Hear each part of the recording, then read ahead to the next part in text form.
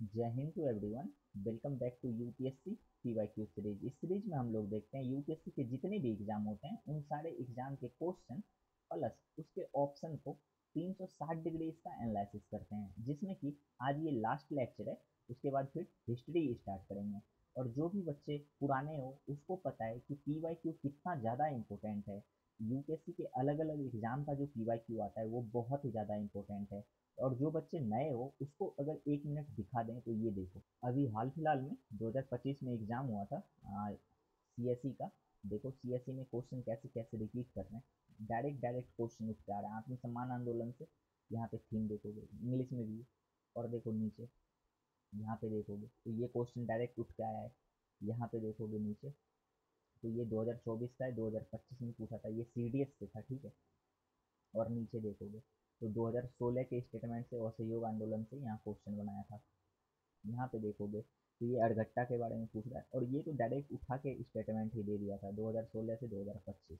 तो आप एक चीज़ नोटिस कर रहे होंगे कि बहुत ज़्यादा क्वेश्चन क्या कर रहा है, डायरेक्ट पीवाईक्यू से रिपीट कर रहा है। और कोचिंग वाले क्या करते हैं, अपना मॉक टेस्ट बेचने के चक्कर में पीवाईक्यू का इंपॉर्टेंस बच्चे को नहीं बताते हैं। तो आप लोग पीवाईक्यू करो, पीवाईक्यू, मॉक टेस्ट के पीछे मत भागो। तो चलो शुरू करते हैं क्वेश्चन को। और अभी हमारा चल रहा है एनडीए का पेपर चल रहा है, जिसमें कि एनडीए का ये दूसरा है। 2024 में दो एग्ज़ाम हुआ था एनडीए का, तो पहला पेपर कंप्लीट कर रखे थे और दूसरे पेपर भी कंप्लीट होने ही वाला था। बीच में कुछ काम आ गया था। और वीडियो देखो, अभी ना कुछ दिन से वीडियो क्या हो रहा है, छोटा हो रहा है, छोटा वीडियो हो रहा है। तो बहुत सारे बच्चे कमेंट करते हैं कि वीडियो का लंबाई बड़ा करो। देखो, जिसको भी लंबी वीडियो देखनी है वो 2 वीडियो देख लो, 3 वीडियो देख लो, बहुत सारे वीडियो पड़े हैं यूट्यूब पे। ये जितने भी वीडियो है ना पीवाईक्यू के, वो सारे वीडियो देख लो एक दिन में। लेकिन लंबे वीडियो करने में ये समझो कुछ काम आ जाते हैं बीच बीच में, तो वीडियो बंद कर देता हूँ। और यहाँ पे देखोगे कि ये यूपीएससी एनडीए का है, ठीक है।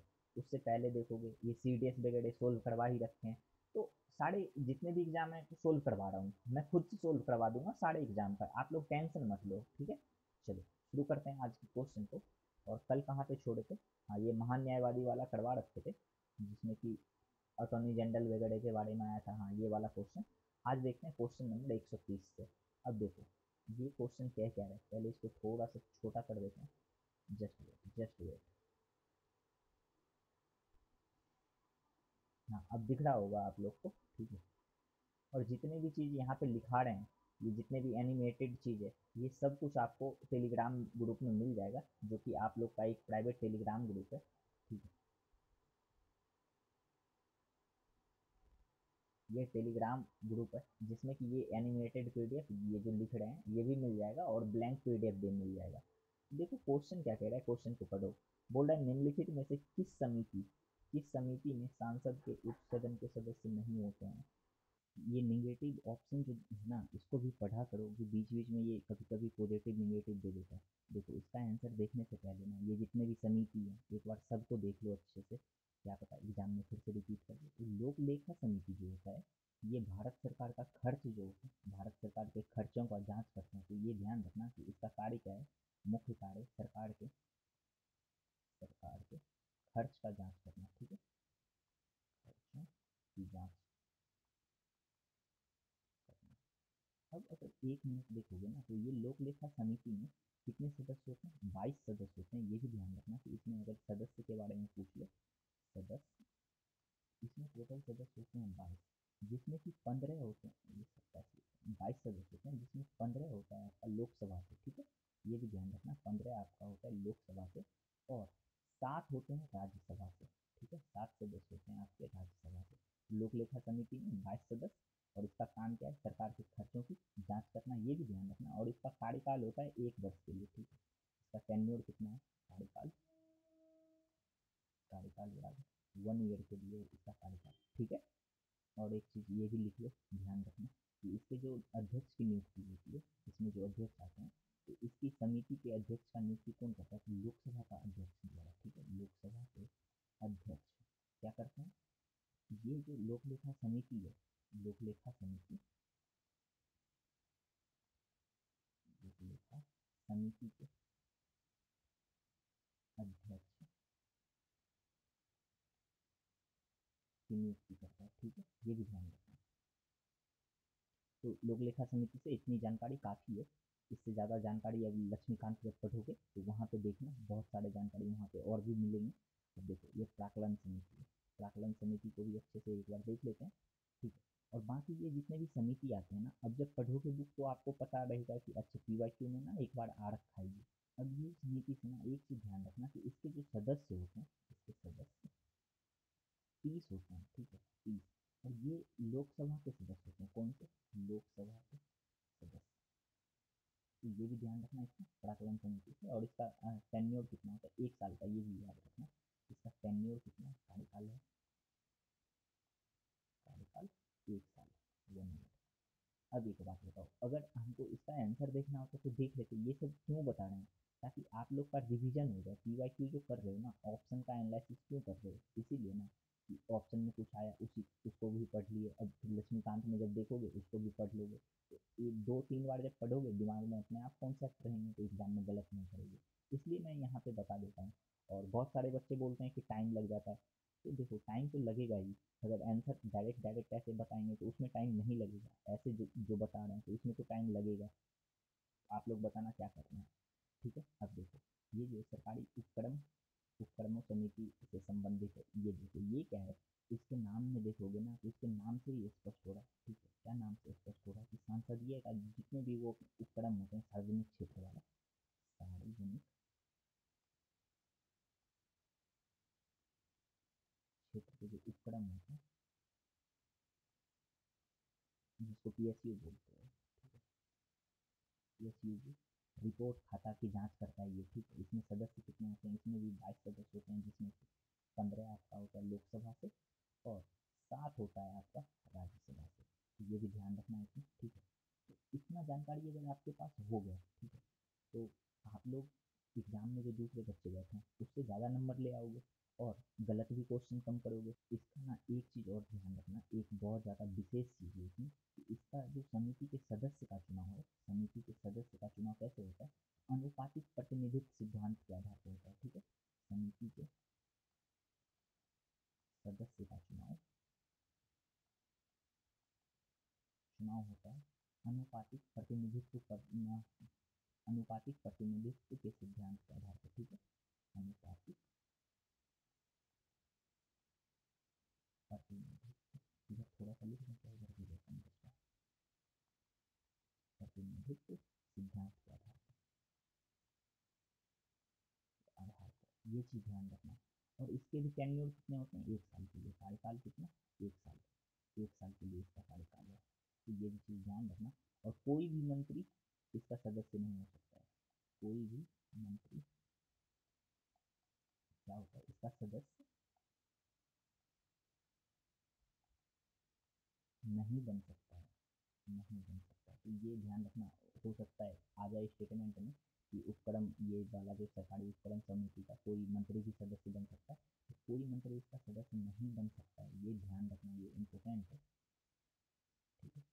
अब देखो इसके आंसर को देखेंगे तो इसका राइट आंसर आप लोग को भी पता चल ही गया होगा कि लोक लेखा समिति, और यहाँ पे देखोगे सरकारी उपक्रम समिति, इस दोनों में लोकसभा और राज्यसभा का सदस्य है। लेकिन ये प्राकलन समिति जो है, प्राकलन समिति में स्पेशल देखोगे, यहाँ पे अभी कहाँ बताए थे, ये देखो प्राकलन समिति में 30 सदस्य हैं, 30 सदस्य जो कि कहाँ से हैं? सिर्फ लोकसभा के सदस्य, ये लिखा है ना, अभी तुरंत लिखा है। तो ये वाला खत्म हो जाएगा, दो वाला ये हो जाएगा राइट आंसर, यही पूछ रहा है, नहीं है, ठीक है। तो इतना ध्यान रखना आप।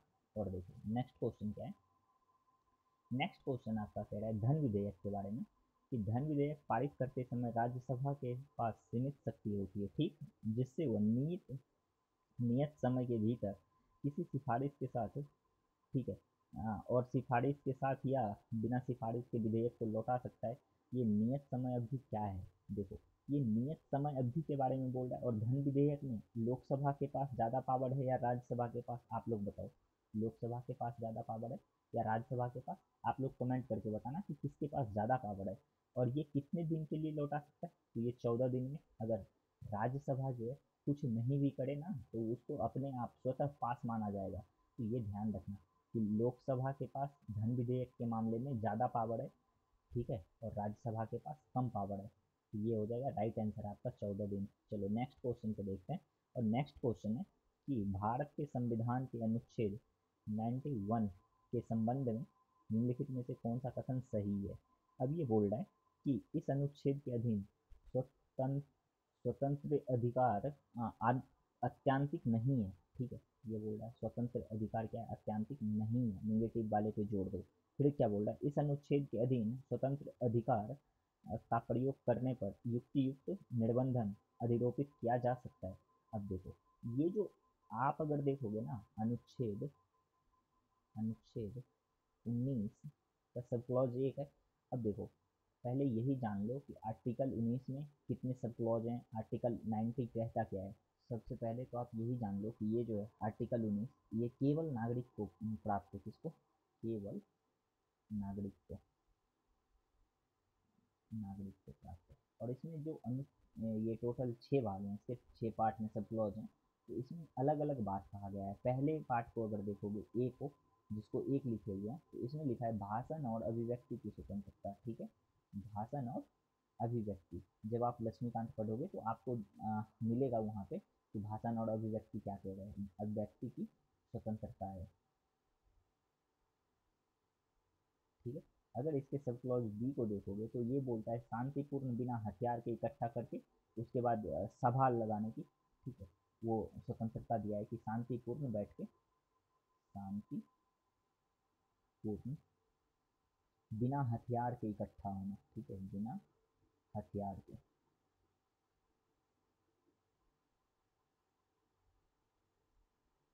होना, तो ये भी ध्यान रखना। और इसके सब क्लॉज 3 में बोल रहा है संघ एवं यूनियन बनाने की स्वतंत्रता है। संघ या यूनियन बनाने की क्या है, स्वतंत्रता है। जैसे ही इसके सब क्लॉज डी को पढ़ोगे तो इसमें बोलता है कि भारत के किसी भी हिस्से में आप रह सकते हो, निवास कर सकते हो। ठीक है, हिस्से में निवास एवं भ्रमण की स्वतंत्रता है। निवास एवं भ्रमण की स्वतंत्रता। अगर इसके सब क्लॉज ई को पढ़ोगे तो ये बोलता है कि आप कोई भी व्यवसाय या पेशा को अपना सकते हो। ठीक है, ये क्या बोलता है, ये कोई भी व्यवसाय और पेशा को अपना सकते हो। ये निवास और ये यहाँ पे ना एक चीज छूट गया, ये निवास का स्वतंत्रता देता है ना, ये सब क्लॉज डी में। ठीक है, और सब क्लॉज ई जो बोलता है, सब क्लॉज ई इसका बोलता है कि कहीं पे आप घूम सकते हो। ठीक है, क्या कर सकते हो, घूम सकते हो। तो ये वाला सब क्लॉज ई है। और डी देखोगे तो इसके डी में बोलता है कि कहीं पे आप घूम सकते हो। क्या घूम सकते हो, ये थोड़ा सा उल्टा लिखा हुआ था, सकते हो, घूमने की अधिकार देता है। फिर बोलता है कहीं पे निवास कर सकते हो। और इसके सब क्लॉज ई में बोलता है कहीं पे आप व्यापार और व्यवसाय कर सकते हो। तो ये सारे 5-6 इसके सब क्लॉज है, ये देख लेना। और बाकी इसका आंसर जो ये बोल रहा है आर्टिकल 91 के सब क्लॉज 1 के संबंध में, तो ये बोल रहा है कि ये अधिकार देता है, अत्यांतिक अधिकार नहीं है, इस पर रोक लगाया जा सकता है। तो बिल्कुल सही है। फिर ये बोल रहा है कि ये जो है युक्ति युक्त निर्बंधन आरोपित किया जा सकता है, ये भी राइट है। इसका राइट आंसर हो जाएगा सी। और इसी क्वेश्चन के साथ आपका पूरा ये सीरीज हो गया ख़त्म। और इस सीरीज में हमने किस किस टॉपिक को देखा, तो यहाँ से शुरू किए थे, यहाँ से CISF से। तो सबसे पहला CISF का सारा क्वेश्चन देखे थे। उसके बाद देखो CISF का जैसे ख़त्म हुआ, फिर आपका बीच में CAPF चला था, बीच में CAPF, और बीच में ये सीरीज भी क्या हुई थी, बंद हो गई थी, क्योंकि बहुत सारे बच्चे बोलने लगे थे कि ई रिवाइज करवाओ, इसलिए बंद हो गया था। फिर यहाँ से देखोगे, यहाँ से स्टार्ट किए थे। और ये वाला जो UPSC CSE, ये भी करवा रखा है। ऐसा नहीं है कि ये एनिमेटेड नहीं है तो नहीं करवाया है, जाके देखना 57 नंबर क्वेश्चन से ये भी करवाया गया है, ये भी कंप्लीट था। उसके बाद देखोगे जैसे CSE ख़त्म हुआ, फिर CDS, तो CDS भी करवा रखे थे। और CDS जैसे कंप्लीट हुआ, ये देखोगे CDS का दूसरा पेपर। तो टोटल पेपर इसलिए दिखा रहे हैं ताकि आप लोग को ये ना लगे कुछ छोड़ दिया है। फिर NDA कंप्लीट है, और NDA दूसरा जो पेपर था अभी, ये भी कंप्लीट है। तो कहने का मतलब टोटल जितने भी ये थे वो कंप्लीट हो चुका है। अब देखेंगे हिस्ट्री को, या तो हिस्ट्री शुरू करेंगे, या फिर हिस्ट्री शुरू करेंगे, या आप लोग बोलोगे तो फिर 2023 का या फिर 25 का, जो भी बोलोगे वो स्टार्ट कर देंगे। ठीक है, तो आप लोग पढ़ते रहिए, मुस्कुराते रहिए। और जो भी बच्चे हिंदी लिटरेचर लेके ऑप्शनल का तैयारी कर रहे हो, तो उसके लिए एक बैच है, पेड बैच, वो देख लो। ये बैच है जो 23 तारीख से शुरू है। इसमें पूरा कंप्लीट आपका सिलेबस करवाया जाएगा, जितने भी टॉपिक हैं ऑप्शनल के। वो सारे टॉपिक करवाए जाएंगे, प्लस पीवाईक्यू जितने भी आए हुए हैं 1990 से लेकर अभी तक वो भी कवर करवाया जाएगा। आपका एक उत्तर लेखन क्या शानदार लिख सकते हो, वो उत्तर लेखन प्लस कॉपी, आप जो उत्तर लिखोगे वो भी जांच होगी। और वीकली डाउट सेशन भी है, जो भी डाउट आएगा पूरे वीक में आप एक दिन लाइव आके पूछ सकते हो। उसके बाद हैंड रिटन पीडीएफ नोट ये सब तो मिलेंगे ऑब्वियसली सी बात है। और प्राइवेट ग्रुप रहेगा जहाँ पे आप अपना कॉपी लिख के पोस्ट करोगे। बाइलिंगुअल बैच है, और इसमें एक्टिव रिवीजन सेशन भी है, प्रत्येक लेक्चर के बाद एक्टिव रिवीजन सेशन। और बैच का फी है 3000 रुपये। इतने कम में आपको कोई भी ऑप्शनल नहीं करवाएगा हिंदी लिटरेचर का, क्योंकि इसमें कम से कम आपके साथ मुझे 200 से 300 घंटे काम करने पड़ेंगे। तो एक बार देख लेना ये फी क्या कम है या ज़्यादा है। और किसी बच्चे को और भी कोई जानकारी चाहिए तो यहाँ पे। और देखो, बहुत जो भी बच्चे इस बैच को लिए हैं, अगर आप उसका रिव्यू देखना चाहते हो तो वो भी यूट्यूब पे देख लेना, ठीक है। तो जैसे ठीक लगे, जो भी हिंदी लिटरेचर वाले कर सकते हो। बाकी मिलते हैं आप लोग से नई क्लास में, तब तक के लिए जय हिंद जय भारत।